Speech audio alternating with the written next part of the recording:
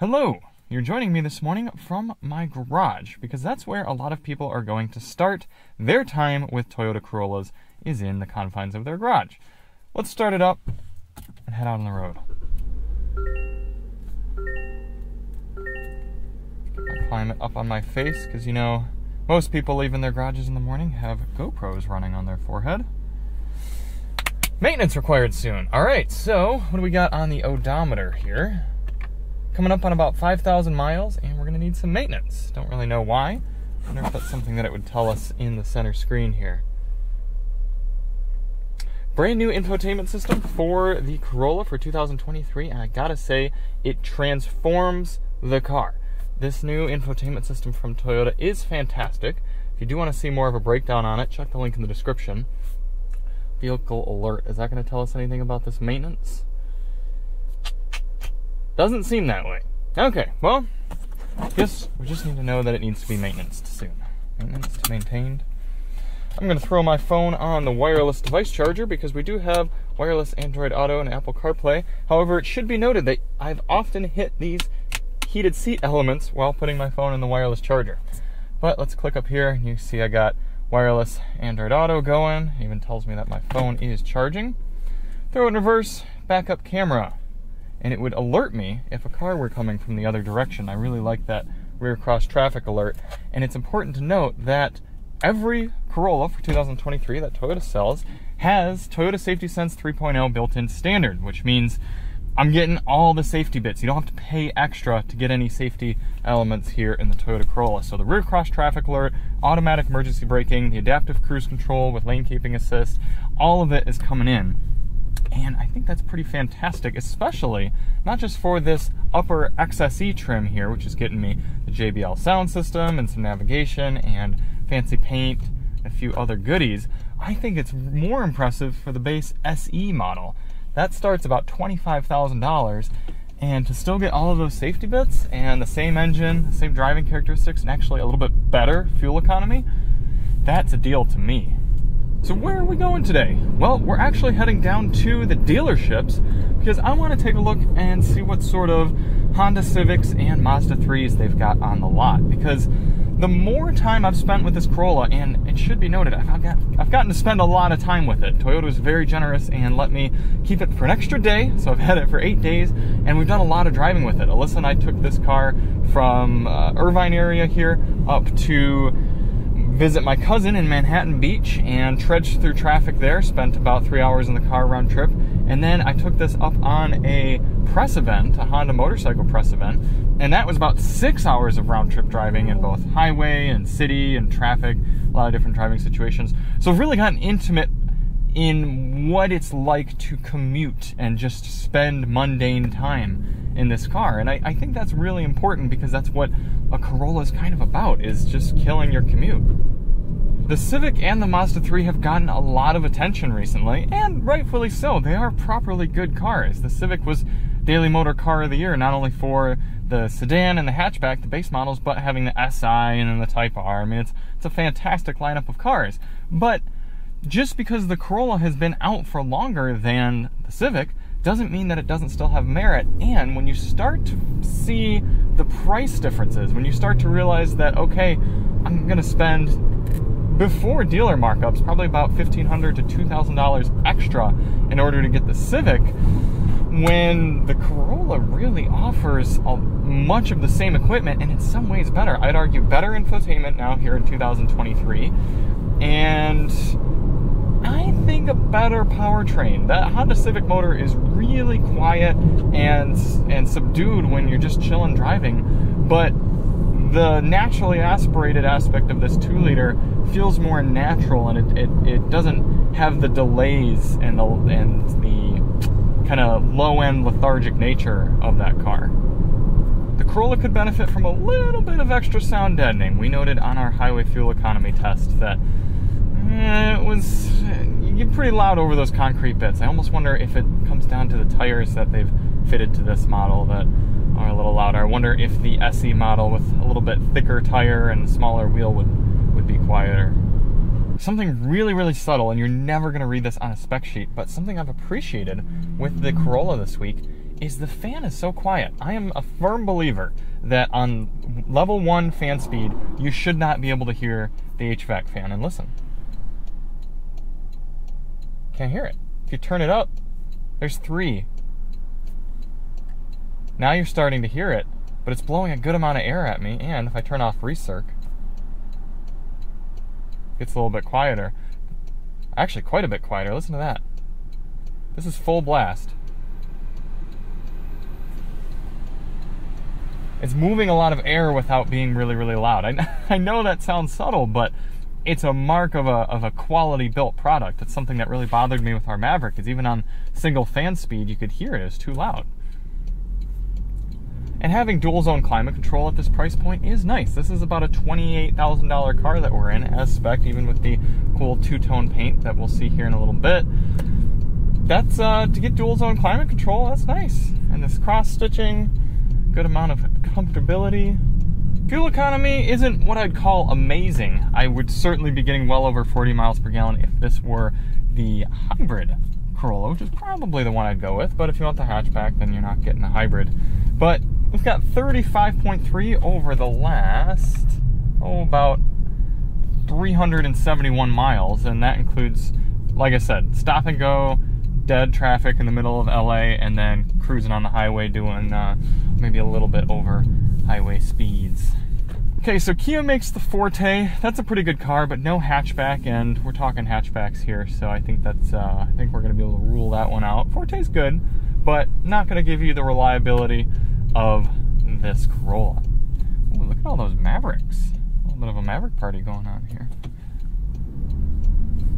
Ford doesn't give you a Focus anymore. That's sad because the Focus is good and cool. So you can see some of the downsides of the Mazda 3, despite being a very nice car, is the visibility of the rear hatch is very diminished for this generation. Again, this one's all-wheel drive, so it's probably going to be pretty hard to find one that isn't pre-sold. This one's obviously sold, and more expensive. The Mazda 3 is a really good option if you're going with, if you're wanting that premium experience, but in order to be getting a lot of the same sort of packaging and equipment that you're getting on the Corolla, you're going to be spending a good bit more. And I would absolutely argue, and as I think most people would argue, that the inside of the Mazda 3 is a nicer place to be, and the engine makes more power. It's a more enjoyable car to drive. But again, you got to ask yourself if that pricing is worth it. And when you're shopping in this segment, I think for a lot of people, the answer is going to be no. Plus, are you even going to be able to get your hands on one and pay MSRP? Let's continue down the way here. Dodge won't give you a Dart anymore, and that's probably for the best. Nissan will sell you a Sentra, but only in sedan form, and the Sentra is a pretty good car. I wouldn't trust it for 200,000 miles the way I would a Corolla, but it drives really well and provides good value, I would say. So, yeah, if you're open to a sedan, Sentra is a good choice here. Let's swing in and see what they got. There we go. There's some Sentras right there. Sentra has a good amount of space in it. I think it looks good, but the last one we had was a rental car, and with only 25,000 miles on it or so, it was tired. Ah, there's that rear cross traffic alert coming in. Volkswagen is an interesting argument because the Jetta is pretty darn good, and you can still get a Jetta for actually even cheaper than the Corolla. So again, no hatch, but if you're open to sedan, the Jetta isn't going to offer you as many features and safety features as the Corolla, and it does feel a little bit more Spartan inside, but that little turbocharged motor in the Jetta is very, very efficient. So if you're going to be doing a lot of highway miles, the Jetta is going to be the way to go. And here we are, we've reached the Honda dealership, and this is what I'm curious about. I want to know how many Civics they even have on the lot, and if they're bold enough to put pricing on their window stickers. So this one is a gray hatch EXL 20, where are we? 29,545 for the price on this one. I'll be curious to see what they're actually listing it for. Getting you most of the same features, your dual zone climate control, the automatic transmission, Honda sensing, road departure mitigation, things like that. Some people complain about this motor being grainy, and I guess compared to the wee little turbocharged engines in the Civic and the Jetta, yeah, it does make more noise and more sensation, but I do think that's being a little bit pedantic. And I like the natural power nature of this engine. When I've had to get on it hard, it's right there ready to go, and because of the CVT, it revs right up and makes power when I need it to, and then settles right back down. Unlike a lot of other new cars, the Corolla doesn't have any auto stop-start feature. You just come to a stop and chill there, and the engine idles away so quiet that you can barely even hear it. This armrest is adjustable, so I can slide it out, which is good because it's not very squishy. It doesn't have a very supportive leather. This isn't super squishy over on the other side either, but it wasn't an issue after 3 hours of sitting in the car. So I really do think a lot about the Corolla makes sense. But let's hop out and take a quick look at it. All right. Here it is in this beautiful flame red or flare red. Put the color right up here. Exterior is actually a two-tone, and to be honest with you, I wouldn't pay extra. You have to pay more to get this black roof. Yeah, it does look cool. It's got a nice sparkle to it, but I don't know. For me, I think the value in the Corolla is, unfortunately, because it's got a lot of nice features, unfortunately not getting this XSE trim. I think the way to go is to get the base SE hatchback if you want hatch life, because there's fewer and fewer cars that you can get hatchbacks with now. You're not going to get these bigger wheels, so it's going to ride a little bit better, hopefully be a little bit quieter, and get you a little bit better fuel economy having the smaller wheels. And you're only going to be paying about $25,000 for a car that will last you as long as you want it to. As long as you do just your basic maintenance, this Corolla is going to last. And I can't confidently say that about all of its other competitors. I really do think that the Corolla is the way to go if you want basic transportation at a somewhat reasonable cost here in 2023 that's gonna last. I honestly do feel that way. Pop open the trunk real fast, take a look. You do have a really low load floor here, and it doesn't look like you can raise it up. So if you're getting anything heavy out of here, then you are going to have to really reach in and grab that.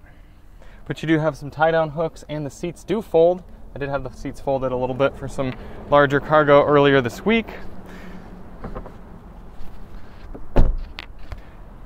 With hatchback life, you're not getting things like power open and closed lift gates like you might be on some of the more crossover-y sort of vehicles. Rear seat doesn't have a ton of room either. That is something you're going to get more of in the Civic, is a little bit more rear seat room.